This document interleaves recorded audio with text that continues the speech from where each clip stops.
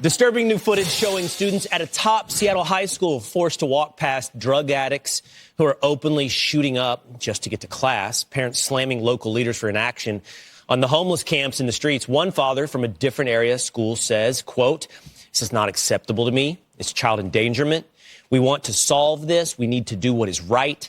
Do it right now, not next week, not next month, now." Seattle radio host Jason Rantz joins us now. So tell me about this. Kids walking to school right past drug abusers. We're seeing this all across Seattle, where you've got encampments that have completely taken over neighborhoods.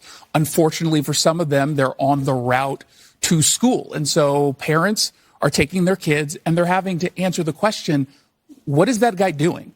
What is that needle in his arm? What is he smoking on that piece of tinfoil? And it's forcing these uncomfortable conversations, but also, of course, it's putting them at risk. Yeah. We have one encampment that is near a school. It's on state-owned property, so the city is basically doing nothing. The state is saying it's not really a threat to the school. There was a murder there a few weeks ago. There have been overdoses, there have been fights, there have been fires being started. It's clearly a threat, but no one wants to do anything.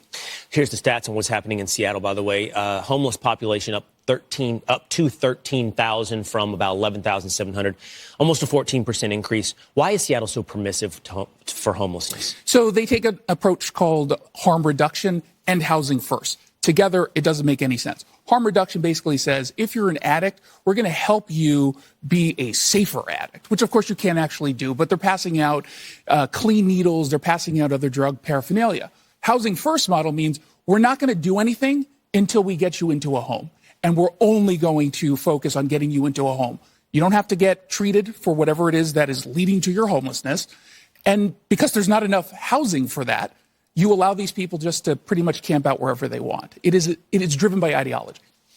Housing privileged.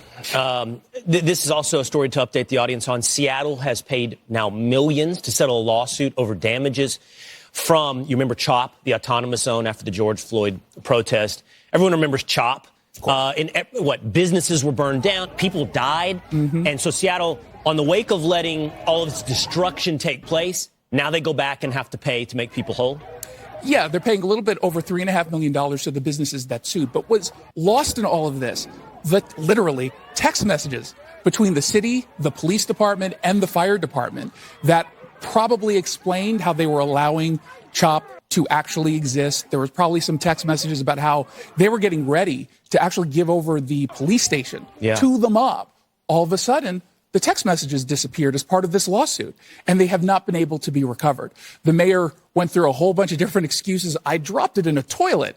I get them deleted automatically. Do you have that on your phone, that it automatically deletes all of your text messages during a controversy? No, of course not. I have friends. And so no kidding. And so the judge basically said, yeah, we're going to assume for the sake of this trial that the text messages there were going to hurt your case. Yeah. Wow, I didn't realize that. So there was obviously more to this story than just the settlement, and we're hiding, essentially, what is the rest of that story. Seattle, such a failure of leadership. It really is. And not the only city in America going down that path. Jason, always good to see you in person. Good to see you. I appreciate it.